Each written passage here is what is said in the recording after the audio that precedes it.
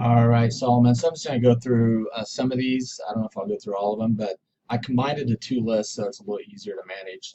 So it looks like you just have one, two, three, four, seven properties that you decided to make an offer on.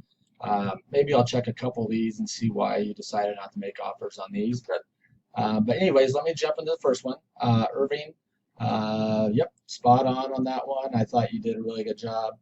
Here's your 375. Yours is 422, um, and that one is really well done inside. So I would say, yeah, 420, 422 is what you did. So that gives us a purchase price of 302. So looks good. Moving on to the next one. All right. So the next one is this Clay Street. You put a value of 410. I like what you did here.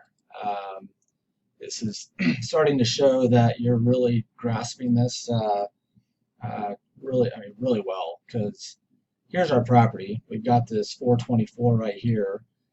It's a 3-bedroom, 2-bath, completely fixed up at 424. It's a little bit bigger. It has an extra bathroom. So I can see why you marked it down to 410.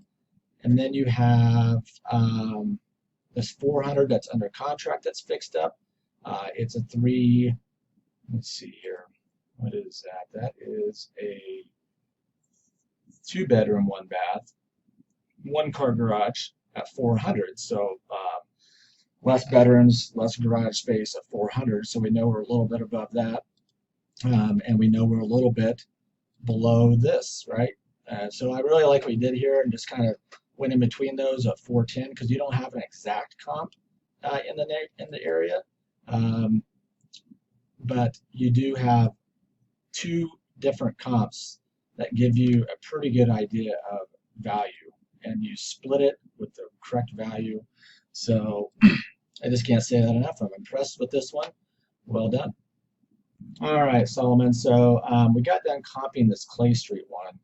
And this is a good look at a couple other properties that aren't on your sheet, but they probably should be, because I don't think you threw them on there. So when you're looking at these actives, always pay attention to what else is there. So we haven't talked a lot about this, but I do want you to start looking for this. So you've already done the work in the neighborhood to come up with this really killer ARV number that you've come up with. That's spot on. So, and you got these other two that they're similar houses, almost identical, with one's about the same price or just $900 more, and this one's a little bit more. So take a peek at those and see where they're at, and then make a decision whether or not your ARV will stand on those as well. It looks like it would. So when you have those, just go ahead and export those, because you've already done the work, right? Do a full export it, copy and paste this data, and add it to the spreadsheet and make an offer. This will help you get more offers out there when you're paying attention in these neighborhoods. So, but yeah, we're just going to paste it in. We're going to get rid of the header row. And then we're going to put in our ARV of 410. And there you go. Now you're making two more offers, and it didn't take you any more work.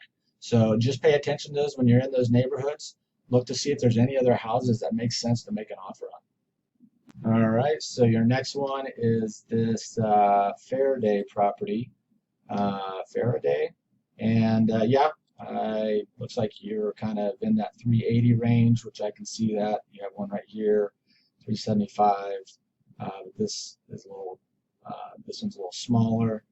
This 363, it's not a fresh rehab. So it's a little smaller as well. So I see your line of thinking there at 380.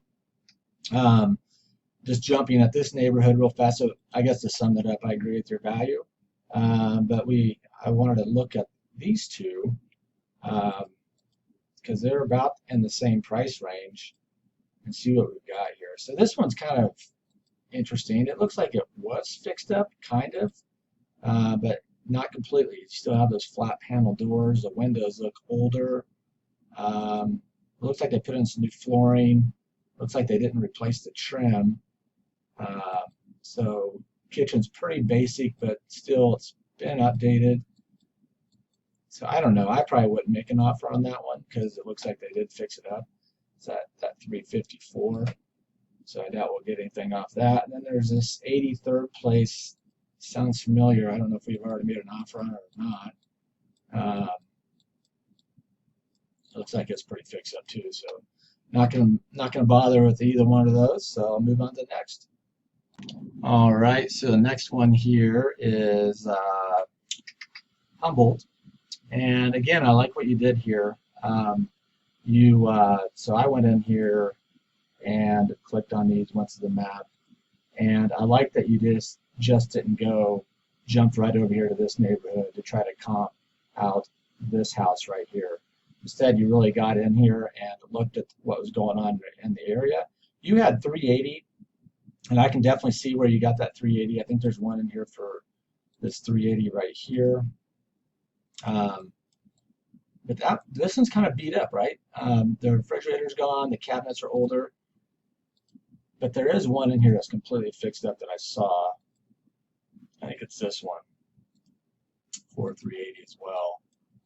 So this one's pretty darn nice at 380, but it's not a fresh remodel, I would say. It might be, but it actually, I think it is.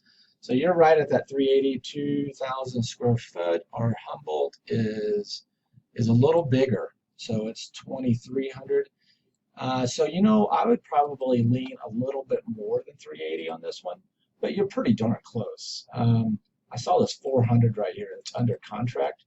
Now again, we don't know exactly what what is under contract for, but we can assume it's pretty close to that 380. So or this 400.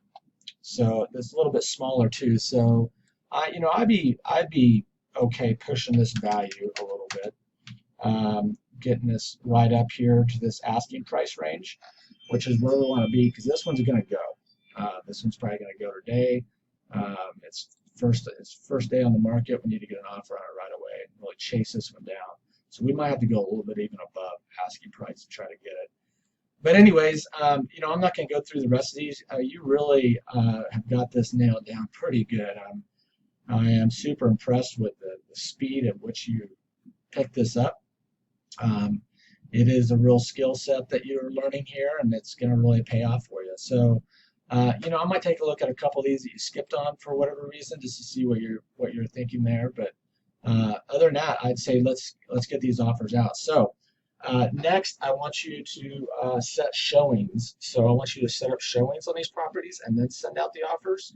I'm going to put that instruction in your email. So we're going to start doing that, setting showings on these. Because sometimes if we don't set the showing, the agent won't even look at the offer, won't even have the seller even look at it because we haven't seen it.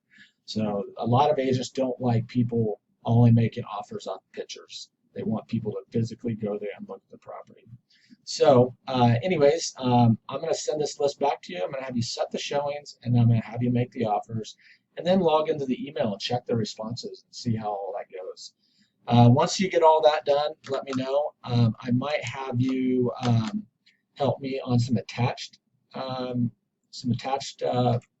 properties and making offers on those as well, so you kind of get that down. Doing the ARVs on those are a little bit different than doing the detached homes, but I will get you up to speed on that. But let's first get the showing set, get the offers out, and follow up with those offers. And then if you have some more time, let's start working on some attached family homes. So anyways, great job. Super impressed. You really have picked this up really quickly. I can't say enough how impressed I am with your work. So good job, and let's keep it going.